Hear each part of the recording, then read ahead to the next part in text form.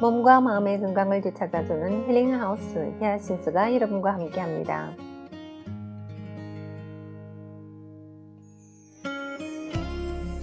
11월 선정도서는 김채은 선생님의 5%는 의사가 고치고 95%는 내 몸이 고친다를 읽어드립니다. 요즘 들어 기온도 많이 떨어지고 또 환절기이기 때문에 감기 걸리는 분들도 많아졌습니다. 따뜻한 물을 많이 마시고 운동도 견제하면서 우리 몸의 온도를 보존합시다.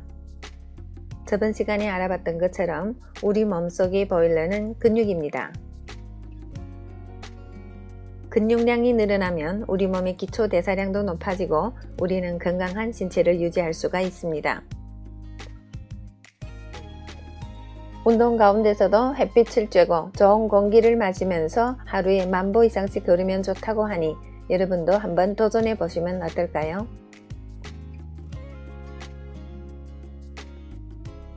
오늘 나누게 되는 내용입니다. 흥부에게 자식이 많은 이유. 저출산이 국가적으로 문제가 되고 있다. 일부러 아이를 안 낳기도 하지만 불임 때문에 아이를 못 낳기도 한다. 계획을 갖고 단산한 경우는 상관없지만 아이를 간절히 소망하는데도 임신이 되지 않는다면 이처럼 안타까운 경우가 없을 것이다. 주변을 보면 아이를 낳고 싶어 하지만 원하는 대로 생기지 않아 낳지 못하는 부부들이 아주 많다. 한 아이만 낳고 두 번째 아이가 생기지 않는 경우까지 합하면 가임 인구의 약 30% 정도가 불임에 해당한다고 한다. 남자 쪽이 원인이 될 때는 정자 숫자의 감소, 정자 운동이 약한 것이 문제가 되고 여자 쪽이 원인일 때는 배란 장애, 나팔관 협착 등이 원인이 된다. 요새는 40 넘어 결혼하는 사람들이 많은데 한창 아이를 낳고 길러야 할 나이에 임포텐스가 찾아오기도 하며 성욕 자체가 없어 섹스리스 부부로 사는 일도 흔하다고 한다. 그나마 원인을 알면 치료할 방법이 생겨 희망도 있지만 부부 모두 아무 문제가 없는데 임신이 되지 않는 원인 불명의 불임도 굉장히 많다고 한다. 일각에서는 전체 불임이 30% 정도를 원인 불명으로 보고 있다. 과거에는 먹을 것이 부족해도 집집마다 기본적으로 10명 정도의 자녀를 낳고 길렀다. 착하기는 하지만 가난과 무능의 대명사인 흥부만 봐도 한심할 정도로 아이가 많다. 같은 형제임에도 부자인 놀부는 무자식인데 어떻게 해서 가난한 흥부는 그토록 많은 아이를 낳을 수 있었던 것일까? 오히려 가난했기 때문에 아이가 많았던 것은 아닐까? 외부에서 가해지는 물리적 위협은 인체의 생명력을 높이는 열쇠가 된다. 사막에서 자라는 석류가 달고 맛이 좋은 것도 환경이 좋지 않은 가운데서 후손을 남기기 위해 자연이 최고의 영향을 발휘하기 때문이다. 화초를 기를 때도 이와 비슷한 경험을 할 수 있다. 물을 자주 주는 화초의 경우 잎만 무성하지만 말라 죽을 정도가 되었을 때에야 물을 주는 화초는 설사 이파리가 별 볼 일 없다고 해도 나중에 가서 아주 예쁘고 화려한 꽃을 피우는 것을 알 수 있다. 인류 탄생 이래 이처럼 불임이 만연한 적은 없었다.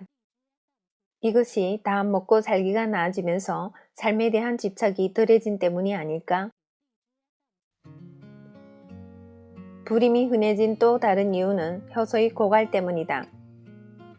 고기 사 먹을 돈이 없었던 흥부는 생채소 위주의 식사를 할 수밖에 없고 채식 위주의 식사를 하니 고기 반찬을 먹는 형 놀부보다 효소 섭취가 유리했을 것이다. 효소가 넉넉하니 신진대사가 원활해지고 성기능도 좋아져 수태 능력이 높아질 수밖에 없는 것이다. 에드워드 하웰 박사는 인간은 부모로부터 받은 효소를 다 쓰면 죽음에 이른다고 했다. 하늘이 주신 수명을 다 한다는 말이 이 뜻일 것이다. 그렇다면 개인마다 갖고 태어나는 효소량이 정해져 있다고 할 때 인체는 더 이상의 효소를 만들어내지 못하는 걸까? 이 문제를 두고 학자들이 오랫동안 연구를 했다. 연구 결과 인간이 부모로부터 일정량의 효소를 물려받기는 하지만 그것이 저장량을 어떻게 유지하느냐에 따라 건강이 달라진다는 것이다. 한 사람이 부모로부터 재산을 물려받는다고 생각해보자.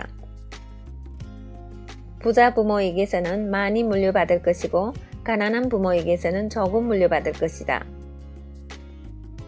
천성적으로 건강하게 태어났다는 말은 부모로부터 효소를 많이 물려받았다는 뜻이다. 이런 사람은 독을 먹어도 효소가 금세 분해해버리기 때문에 몸에 큰 영향을 받지 않는다. 반면 부모로부터 효소를 적게 받은 사람은 약간의 독을 먹어도 큰 병을 앓게 된다. 부모가 물려준 돈을 아끼는 데는 두 가지 방법이 있다. 하나는 소비를 현명하게 하는 것이고 다른 하나는 돈이 바닥날 때를 대비해서 부지런히 돈을 저금하는 것이다. 아무리 유산을 많이 받은 사람이라고 해도 관리 방법에 따라 삶이 추락할 수 있다. 산처럼 많은 돈을 가진 사람도 허랑방탕하게 쓰면 금방 소진하여 빈털터리가 될 것이고 아껴 쓰면 오랫동안 돈 걱정 없이 살 수 있다. 건강도 마찬가지다. 우리는 건강을 위해 효소를 아끼는 생활을 하되 틈날 때마다 인체 내 효소 저장량을 높여야 한다. 체내 효소 저장량을 높이는 방법에도 다음에 두 가지가 있다. 한 가지는 음식을 날 것으로 먹는 것이고 또 한 가지는 복합 활성 효소를 섭취하는 것이다.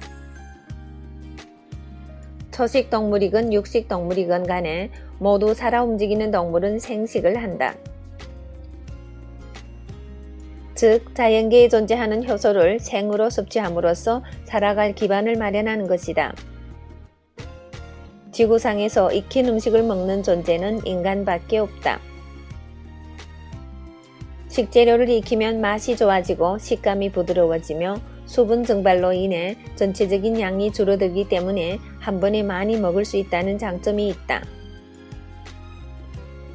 하지만 그런 이점 뒤에 효소를 섭취할 수 없다는 약점이 버티고 있다. 효소는 열에 쉽게 파괴되는 성질이 있기 때문이다. 효소 섭취를 늘리려면 가급적 생식의 형태로 음식을 먹어야 한다. 익히지 않은 상태의 채소와 과일을 먹는다면 기본적으로 인체 활동에 필요한 효소를 건질 수 있다. 물론 여기에도 문제점은 있다. 과거와 달리 식물의 재배 방식, 환경의 변화에 따라 자연계에 포함된 효소 함유량이 점점 떨어지고 있다는 것이다. 보충제를 통해 효소 섭취를 늘려야 하는 이유다. 임산부의 경우 효소를 많이 섭취하여 뱃속의 태아에게 효소를 많이 물려주어야 하는 반면 태아를 위해 조심해야 할 것도 있다. 현재 우리가 사용하는 생활용품에는 다량의 화학 합성 물질이 함유되어 있다.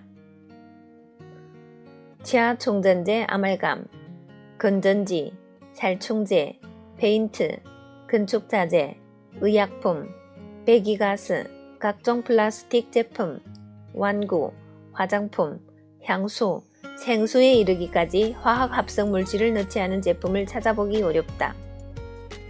수은과 같은 중금속의 경우 대뇌와 신경계를 먼저 공략하기 때문에 태어날 아기에게 자폐를 유발시키는 원인이 된다.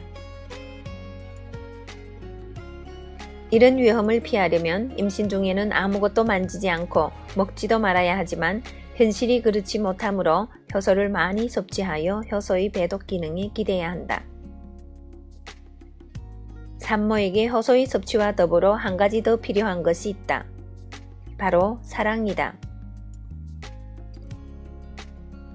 남편으로부터 사랑을 많이 받은 산모의 경우 혈액이 약 알칼리성을 띠게 되어 병원균에 대하여 저항력이 높아지게 되며 효소의 작용이 활발해져서 유해물질을 몸 밖으로 배출시키기가 쉬워진다. 행복감은 산모에게 건강을 선물하고 나아가 건강한 아기를 출산할 수 있는 가장 기본적인 요건이다.